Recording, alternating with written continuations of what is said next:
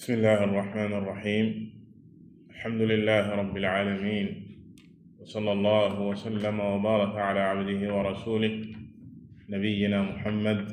wa ala alihi wa asxaabihi ajmain. bokki jullit yi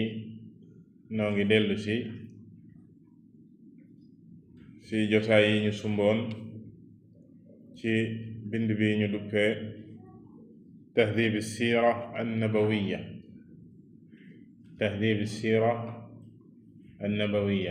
muy ak tënk ci dundu yenente bi sallallahu alayhi wa alihi wa sallam ci tënk bi nga xam ne alxaafid annawawi rahimahullahu taala jiital na ko ci téereem bi di tahdib al asma wal lugaat. ci jotaay yi weesu ñu waxoon ci yenente bi sallallahu alayhi wa sallam ci wàllu askanam, waxoon kadalika ci ay turam ak i dàkkantalam. moom alxaafid annawawi rahimahullahu taala teg ci ummuhu sallallahu alayhi wa alihi wa sallam. ci jotaay bi bu neexee borom bi tabaraka wa taala sa nataxaddat an ummihi sallallahu alayhi wa alihi wa sallam wa wilaadatihi wa radaa'ihi wa hijratihi sallallahu alayhi wa alihi wa sallam. kon bindu tey bi mën nañu wax ne ci ñetti tomb yooyu wala ñeent di ndeyam moom yonente bi sallallahu alayhi wa sallam moo di kan, ak lu aju ci ak juddam moom yonente bi sallallahu alayhi wa alihi wa sallam, waaye lu aju ci ak nàmpalam ba ni mu gàddayee Madina alayhi salaatu wassalaam. bokk na ci li jotaayu siira jagoo comme jotaayi majalis alxadiis mimma yastafiiduhu almaru min majalisi alxadiis wa majalisi dikri siiratihi sallallahu alayhi wa sallam kathratu salaati alayhi. maanaam jotaayi jàng xadiis yonente bi sallallahu alayhi wa sallam ak jotaayi jàng dundam moom yonente bi sallallahu alayhi wa alihi wa sallam bokk na li si maanaam njëriñ yi gën a rëy yi jullit bi di jëlee bari gi muy bari di julli ci yonente bi sallallahu alayhi wa sallam, bari gi muy bari di ko ñaanal. te loolu jaamu yàlla ju màgg la, jaamu yàlla joo xam ne yàlla subhanahu wa taala moo ñu ko sant ci téeréem bi, gannaaw ba mu jiitale ne moom ci jëmmi boppam ak i malaakaam dañuy julli ci yonente bi sallallahu alayhi wa sallam. inna allaha wa malaikatahu yusalluuna ala annabiy ya ayyuha alladina amanu sallu alayhi wa sallimu taslima. gannaaw bi mu leeral ne moom ak i malaakaam dañuy julli ci yonente bi sallallahu alayhi wa sallam, mu teg ci ne kon dee leen julli ci moom, dee leen julli ak a sëlmal, muy lii di assalaatu wassalaam nga dajale ko, muy ñaanal bu koy ñaanal xéewalu borom bi tabaraka wa taala ak muccam yàgg wàcc ci kawam. kon jullit bi war na teewlu lool, xam ne wax jim koy wax jaamu yàlla la. fa kullama samia dikra isma annabiyi sallallahu alayhi wa sallam yastaxdir hada al amr ala wa huwa anna alsalata alayhi cibada yujaru alayha almuslim. saa su déggee turu yenente bi sallallahu alayhi wa sallam, julli ga muy julli ci moom, ñaanal gi mu koy ñaanal jaamu yàlla ju rëy la. yenente bi sallallahu alayhi wa sallam wax na ci beneen xadiis, képp ku julli ci man benn yoon sallallahu alayhi biha ashra, yàlla dala koy defal fukk. maanaam ñaan goog nga ko defal moom yenente bi sallallahu alayhi wa sallam, yow yàlla fukk la koy defal, ndax loolu du jaamu yàlla ju rëy. ana kan moo bëggul ak mucc, bëggul jàmmi yàlla subhanahu wa taala di wàcc ci moom ak muccam, te yàlla moom moo njëkk julli ci yenente bi sallallahu alayhi wasallam comme niñ ko waxee sànq waaye julli gi yàlla moom ci yenente bi tudd ko lo ci almalaul aala salaatuhu subhanahu wa taala ala abdihi dikruhu fi lmalai l aala mooy tudd maanaam yàlla julli gi muy julli ci jaam bi mooy tudd gam koy tudd ak tagg gam koy tagg fa moom borom bi tabaraka wa taala kon loolu ab bàyyiloo xel la bu gàtt ci bokk na ci li ñuy jëriñoo teewe jotaay yi nettali ay xadiisam moom yonente bi sallallahu alayhi wa sallam ay waxam ak nettali dundam alayhi salaatu wassalaam qaala alxaafidu annawawi raximahu llahu taala ummuhu sallallahu alayhi wa sallam wa ummu nnabiyi sallallahu alayhi wa sallam aaminatu bintu wahb ibni abdi manaaf ibni zuhra ibni kilaab ibni murra ibni kaab ibni lu'ay ibni gaalib idi ndaw yonente bi sallallahu alayhi wa sallam anam yaayam mooy neena Amina noonu la tudd Aminatu la tudd di doomi Wahb di doomi Abdi Manaaf di doomi Zuhra di doomi Kilaab di doomi Murra di doomi Kaab ibn Lu'ay di doomi Ghalib romboon nañ askanam moom Yonent bi sallallahu alayhi wa sallam marra ma'ana nasabuhu ash-sharif sallallahu alayhi wa alihi wa sallam ستلحظ أن أمه صلى الله عليه وسلم يلتقي به في جده كلاب بن مرة ده زهرة ميني لأن زهرة هو ابن كلاب كما أن من أجداد النبي صلى الله عليه وسلم قصي بن كلاب وكلاب بن مرة إلى آخره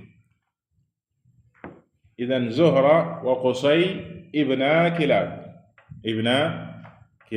الجد الخامس للنبي صلى الله عليه وسلم kon boo bàyyee xel boo seetloo waxoon nañ la Yonent bi sallallahu alayhi wa sallam limal nañ la aw askanam ba ci Adnaan muy 20 maam yoo xam ne consensus la dëppoo la ci mboolem boroom xam-xam yi ay maamam boo seetloo kon askanu yaayam moom it di nga gis ne moom ak Yonent bi sallallahu alayhi wa sallam ñoo bokk maam ci daje gi ñu daje ci Kilaab maamam juñ naan Kilaab mooy juróomeeli maam Yonent bi sallallahu alayhi wa sallam limoon nañ ko ne Muhammad ibn Abdillah ibn Abdi al-Muttalib ibn Haashim ibn Abdi Manaaf ibn Qusay ibn Kilaab bi ñuy lim ba yegg ci Kilaab moomu mooy doomi Murrata di doomi Kaab kon boo ne Aminatu nga ne binti Wahab mooy baayam Wahb moom Abdu Manaaf moo ko jur Abdu Manaaf di doomi Zuhra fii la Yonent bi sallallahu alayhi wa sallam Zuhra ak Qusay ñoom ñaar ñëpp Kilaab leen jur Zuhra di maamu yaayu Yonent bi sallallahu alayhi wa sallam Zuhra am na giir gu siiw gu ñuy askanale Zuhra mii ni di bani Zuhra maarufa bani Zuhra batnun min Quraysh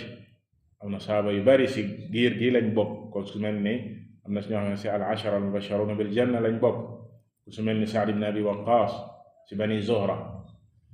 la bokk giir gi Zuhra mii di maami yaay Yonent bi sallallahu alayhi wa sallam moom ak Qusay ñoo bokk baay foofu la Yonent bi sallallahu alayhi wa sallam dajeek Amina maanaam Abdullah ak Amina Abdullah mi nga xam ne moo jur Yonent bi sallallahu alayhi wa sallam di baayam ak yaayam ji di Amina ñoo bokk fii lañ dajee mooy Kilaab ndax Abdullah maamam ji di Qusay Amina maamam ji di Zuhra ñoom ñaar ñoo bokk benn baay muy Kilaab ibn Murra ibn Kaab ibn Lu'ay ibn Ghalib ba nga yegg ci Adnaan kon ci ngay xamee ne kon Yonent bi sallallahu alayhi wa sallam yaayam ji di Amina mbokkam la ñu ngi daje ci Kilaab ibn Murra moom Amina mi ngi faatoo barab bi ñuy tuddee Abwa ci diggante Madina ak Makka la nekk maatat bil Abwa bayna Makkata wal Madina wal aan yuqaalu min a'maali al-furu' qariib min al-Madina limaada li'annaha جاءت مع النبي صلى الله عليه وسلم إلى المدينة لزيارة أخوال النبي صلى الله عليه وسلم فماتت آمنة بالأبواء وهي راجعة من هذه الزيارة وكان عمر النبي صلى الله عليه وسلم 6 سنوات moom Amina bi Yonent bi sallallahu alayhi wa sallam amee juróom benni at ci la ànd ak moom yóbbu woon ko côté Madina ñoom Makka lañ nekkoon Yonent bi Makka la juddoo Madina nag côté boobu dafa amoon ay ndijaayam su ñu tuddee al Abwa foofu la gaañoo moom Amina bi mu demee yóbbu ko bay wàññee ko nag ci la gaañoo ci yoon bi la gaañoo fu ñu naan Abwa tey sorewul Madina bu déggee Waadil Furu' Abwa côté yooyu la nekk foofu la gaañoo ki ñu naan Ummu Ayman daldi ànd ak moom Yonent bi sallallahu alayhi wa sallam daldi ñibbi Makka moo ko yoroon gannaaw yaayam ji di Amina kon loolu moo aju ci yaayam moom Yonent bi sallallahu alayhi wa sallam thumma qaala al-Haafiz an-Nawawi rahimahullahu ta'ala wilaadatuhu sallallahu alayhi wa sallam qaala wulida rasuulullahi sallallahu alayhi wa sallam aama al-fiil wa qiila ba'dahu bi 30 sana qaala al-Haakim Abu Ahmad wa qiila ba'dahu bi 40 sana وقيل بعده ب10 سنين رواه الحافظ أبو القاسم بن عساكر في تاريخ دمشق والصحيح المشهور أنه ولد عام الفيل ونقل إبراهيم بن المنذر الحزامي شيخ البخاري وخليفة بن خياط وآخرون الإجماع عليه واتفقوا على أنه ولد يوم الاثنين من شهر ربيع الأول واختلفوا هل هو في اليوم الثاني أو الثامن أم العاشر أم 12 فهذه 4 أقوال مشهورة lii la ci alxaafid annawawi rahimahullahu taala teg ci ak juddam moom Yonent bi sallallahu alayhi wa sallam wilaadatuhu ak juddam Yonent bi sallallahu alayhi wa sallam mi ngi juddu ci at mi ñuy tuddee atum ñey wi bu jëkk nit ñi dañ daan jàpp dat yi ak taarix ci ay xew-xew atum sàngam ba nangam xewee atum sàngam atum xiif ma atum nangama atum ñey li tax ñu tuddee ko atum ñey ne ci la buur boobee te bewoon lool di Abraha ne woon dafay màbb Kaaba bi te yoroon armée bu rëy rëy ay ñey jubali Makka moom ci boppam waroon ñey wu rëy rëy wutali Makka ne dafay màbb Kaaba gi la waral lool it mooy moom chrétien la woon dafa gisoon nit ñi di dem sa Kaaba ga di ziyaara nit ñi di dem ci Kaaba ga saa su ne moom it mu ne dina tabax Kaaba boo xam ne nit ñi dinañ fa ñëw di ko ziyaara ca Yemen defar fa néeg bu rëy defar ko ba mu kii ngir nit ñi ñëw di ko ziyaare si. am si arab yi ku dégg lu mel noonu nekkoon bari yewen yooyu ne Abraham yi daal tabax na ab kaaba, waaja dem jël ay ginnaaw kër def ko sa néeg boobu raate la ko foofu dem yoonam ne kaaba gi daa mel ni lu am maanaam amul lu mel ni kaaba gi si gàttal daal kii day fontoo nit ñi. Abraham bi mu yëgee loolu mu mer lool ba mu laajtee kan moo def lii ñu ne ko kii day kenn la si waa foofa Makka ci arab yi moo def lii. ci la jëlee dogg nag ne da dina màbbu kaaba la dooleem yéemoon ko an nag ak mbewte yëkkati armeem bu mag boobu jógee yeneen jubali Makka. ñu demee ba waaj a dugg Taif boori Taif yooyu ci la yónnee nit ñi armeem bi dugg biir Makka la fa nekkoon si ay gëléem ñu téye ko yëgal waa dëkk bi ne dañuy màbb ci kaaba gi. jamono yooyu jamono maamu yonente bi sallallahu alayhi wa sallam di Abdul Muttalib moo fa ne woon fekk gëléem ya ñu téye woon ay gëléemam la ay gëléemam bokk na ci gëléem ya waaj a téye mu dem ci moom ngir waxtaan. bi mu ñëwee Abraham commencé koo wax ci kaaba gi mu ne ko man loolu yëkkatiwul gëléem yi nga téye samay gëléem lañ man maa ko moom amma kaaba gi am na boroomam dina ko sàmm ci la diggalee nit ñi nañu génn bàyyi koog kaaba gi. Abraham ci la ko delloo ay gëléemam moom mu dem. Abraham bi mu naree nag ne day songu kaaba gi boobu mi ngi biti mag bëgg a dugg ci la ñey wi bañe. saa su dàqee ñey wi jubali kaaba ga ñey wi lànk na du dem bañ siisu. bu ko jubalee boori Yemen mu gaawant mel na koy wàññeeku ngir dellu bañ. ne suut yàlla subhanahu wa taala yónne mbugalam ci kawam ak ñamu àndaloon armeen boobee ci comme ni ngeen ko jàngi ci suratul fiil alam tara kayfa fa'ala rabbuka bi ashaabi al fiil ba saaroo jeex.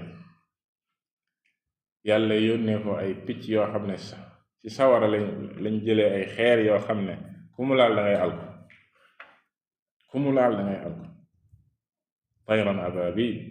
tarmihim bi xijaratin min sijjil fa jaalahum ka asfin ma'kul. noonu la leen yàlla subhanahu wa taala mbugalee ci jóg boobu jógoon ne dañuy màbb kaaba gi. moom Abraham moom si jëmmi boppam nee nañ deewul woon sa saasa waaye yàlla subhanahu wa taala dafa fa nattoog feebar bu metti boo xam ne feebar bu yàgg ak moom ba mënatul dara ay cëram sax di wadd mu nekk si diggante dund ak dee ba ni mu deewe. mbugal moom la ko yàlla subhanahu wa taala tegoon. at mooma moom la ñu tuddee amul fiil. moo tax arabe bu ñu waxaan nag ne atum ñay maanaam xew-xew bu mag boobu amoon kaaba gi gën a màgg ci nit ñi nga xam ne képp ku jógati naan yaa ngi jéem ci kaaba ga wala di fa jéem a def lu mel noonu nga fàttaliku fa yàlla subhanahu wa taala jaare woon ak gaa yooyee ci kaaba ga. moo tax même ñoom seen jëmmi bopp ñoom ñi dëkkoon ci kaaba gi dañ ko màggaloon ba bañ demee ba di ko bëgg a tabaxaat ba ci jamono Yonent bi sallallahu alayhi wa sallam tabaxaat nañ ko. ci commencement bi kenn ci ñoom ñemewu woon toj, kenn ñemewu xane nañ ku ko njëkk a toj lu rëy dina la dal, lu mel la daloon Abraham.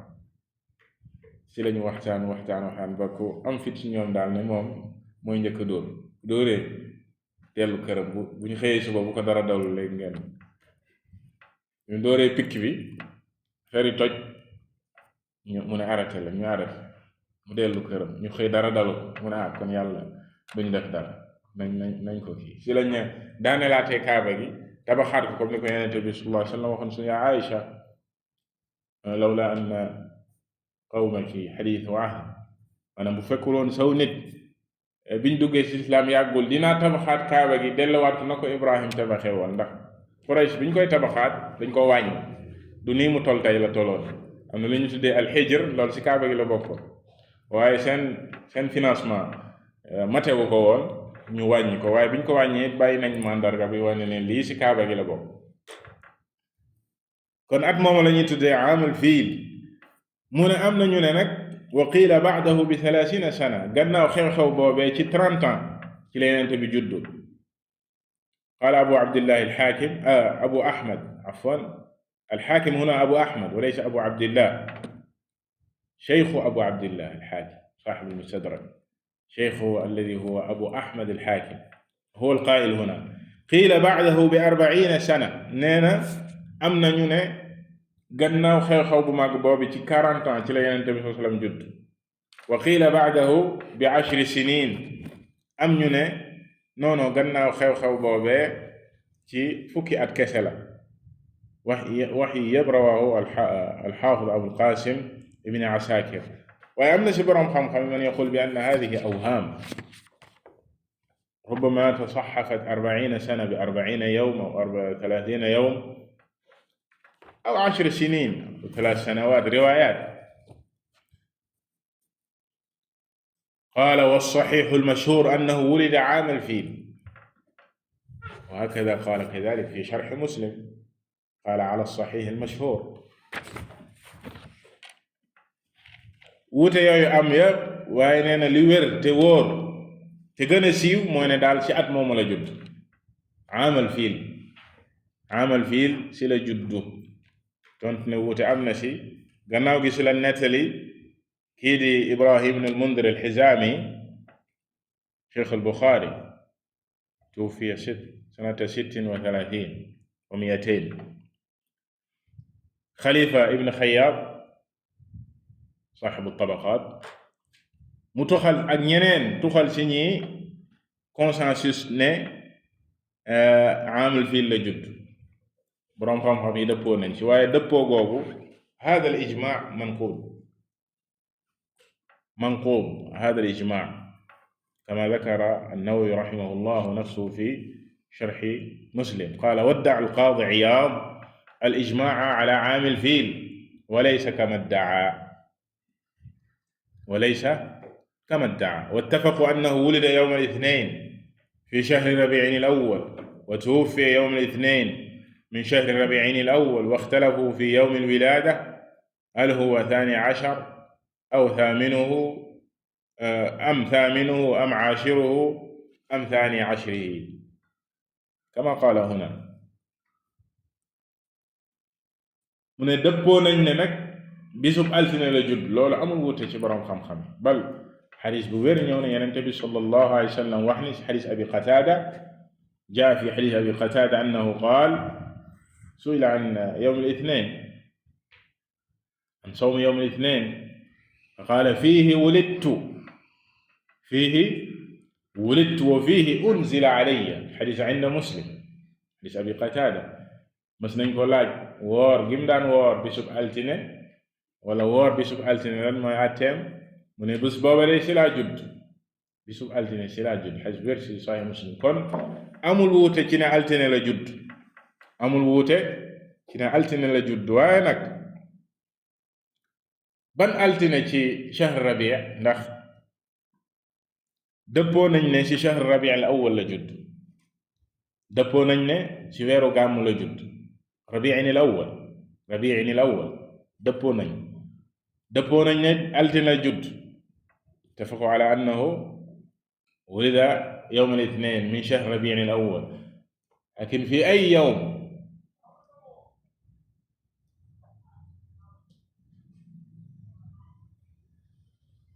hal huwa al yawm al thani, ndax la deux la mooy altine bi jiitu ci rabi' am al thamin, wala la 8 ci rabi' ci gàmmu ci la juddu, am al ashir am al thani ashar, wala la 10 la wala la 12. ñeenti wax yi ñoo gën a siiw. am na nag yeneeni wax, هناك أقوال أخرى، لكن أشهر هذه الأقوال هذه الأربعة المذكورة. nga gis ne wuute wu rëy moo am ci ban taarix la judd donte ne wuute wuñu ne ثاني عشر si la faatu يوم الاثنين كذلك كما قال النووي رحمه الله تعالى بعد ذلك ويوم الوفاة 12 ضحى في شرح مسلم dëppoo nañ ne le 12 altine le 12 si weeru gàmmu si la faatu sallallahu alayhi wa sallam waaye juddu gi moom ban taarix la wuute wu rëy rëy moo si am moo tax bokk jullit yi lii ñuy tuddee gàmmu ak ñi koy gàmmu ma yusamma bil mawlid ak ñii di ko gàmmul jël le 12 ne moom si la ñuy gàmmu maanaam teguñu ko fenn ci lu leer ndax même date ba sax le 12 am na wax yu ko gën a dëgër ne judduwul le 12 comme ni leen ko waxee fii ay wuute am na si ñi ne nañ le 2 la ñi ne nañ le 8 la le 10 la le 12 léegi yow nga tànn si benn ne si la judd donc wuute wuñ ne si la faatu nag wuute wuñ ne le 12 boobu si la faatu kon mbaa du yow bis ba mu faatu yow ngay jël chaque année naan ci nga koy gàmmu ناهيك أنه لا أصل له من الدين النبي صلى الله عليه وسلم لم يحتفل بولادته ولا احتفل به أبو بكر ولا عمر ولا أحد من الصحابة بل أحدث كما قال أهل العلم في القرن الرابع الهجري أو الخامس أو السادس على خلاف لكن في الأعلى والأقرب إلى العهد النبوة أنه الرابع لم يتجاوز يعني إلى القرن الثالث ليس هناك أحد عرف شيء اسمه مولد gis loo xam ne lu ñu fent la lu ñu sos la ci diine l'islam gannaaw ba ñetti siècle jàlle Yonent bi sallallahu alayhi wa sallam weeru gaamu mësta ñëw ba mu ne def si gaamu altine warul altine kay chaque altine la woor gi mu daan woor chaque altine la ak alxamis ak yeneen bis yi mu daan naafila di si woor saxaabaam yi musuñu koo gàmmul naan si bis bi la juddu nañ ko tàntal nañ ko gàmmul ña toppoon si saxaaba yi di taabi'uun ya ak ña toppoon si ñoom ba ñetti siècle jàll ci lislaam kenn xamul musta xam luy gàmm ba si qarn raabi muy ñeenteel xarnu ba ci la aw nit ñoo xam ne sax bokkuñ ci waa lislaam ñoo ko sosoon di al Baatiniya ñu leen waa al Faatimiyuun te saxiix annahum ubaydiyuun sos ñu woon benn gàmm rek waaye ñeenti gàmm lañ sosoon an gàmmul Yonent bi sallallahu alayhi wa sallam gàmmul Faatima gàmmul Xasan gàmmul seen xalifa ba si ñooñu te ñooñu ñu ngi ko tuxalee ci nasaraan si ñu ne nasaraan si gëruñu ñoo yeey ci màggal seenu juddu bu Yonent ñun jullit bi xoolal ma réer googu jullit bi du jëlee diineem ci toppandoo ak ne diw def na damay def waaye jullit bi fa muy jëlee diineem mooy yàlla subhanahu wa taala nee na ak Yonent bi sallallahu alayhi wa sallam nee na kon lii moo aju si ak juddam moom Yonent bi sallallahu alayhi wa alihi wa sallam consensus bi si am kon mooy ne bisub altine la juddu ci weeru rabiin al awwal ci la juddu wuute nag am na ci ban dat la juddu ci weer woowu te it li gën a wér mooy ne ci atum ñey wala di aamul fiil donte ne même loola wuute am na ci comme ni ngeen ko déggee léegi dañuy taxaw foofu insha allahu taala amoon nañ yéene jël lu aju ci